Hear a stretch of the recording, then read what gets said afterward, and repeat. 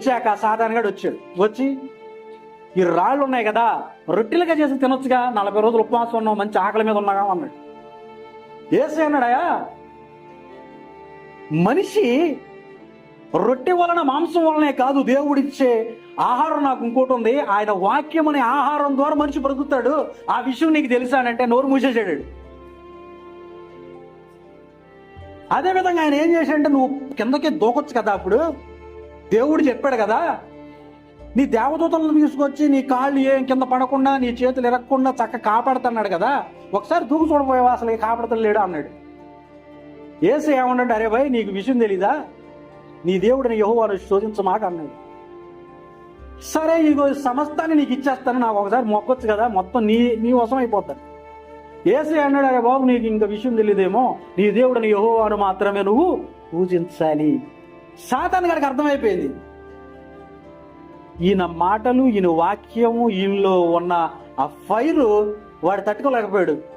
మరలా ఎప్పుడన్నా వచ్చాడా? మరలా బైబిల్లో రాశారా? మరలా ఎప్పుడన్నా వచ్చాడు? రాలేదు.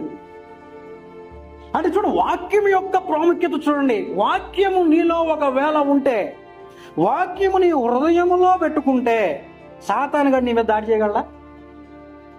నువ్వు లొంగిపోగలవా? నువ్వు పడిపోగలవా? వాడు పారిపోతాడు. అందుకే అన్నాడు అన్నమాట. ఏమన్నాడు ఎఫెసీయుల పత్రికలో చివరిలో మనం చదువుతున్నాం ఏంటండి, చివరిలో మాట, ఆత్మ ఖడ్గం. ఆమెన్, హల్లెలూయా. ఈ ఆత్మ ఖడ్గము ఎప్పుడైతే నీ దగ్గర ఉందో, ఇప్పుడు విశ్వాసం అనే డాల్ ఉంది, ఎవడైనా నీ మీద కత్తితో దాడి చేసాడు అనుకో, డాల్ ఏం చేస్తారు?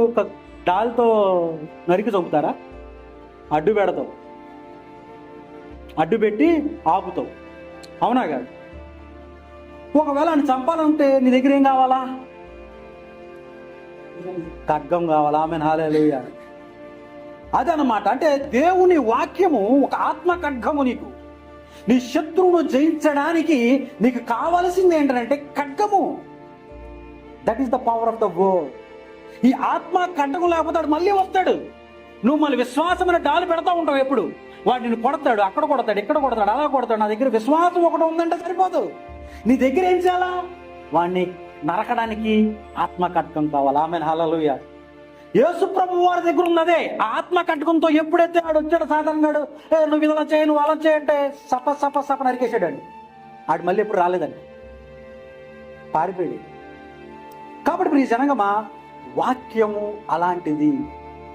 వాక్యము మన జీవితంలో ఉంటే శత్రువులు మన మీద విజయాన్ని పొందలేరు.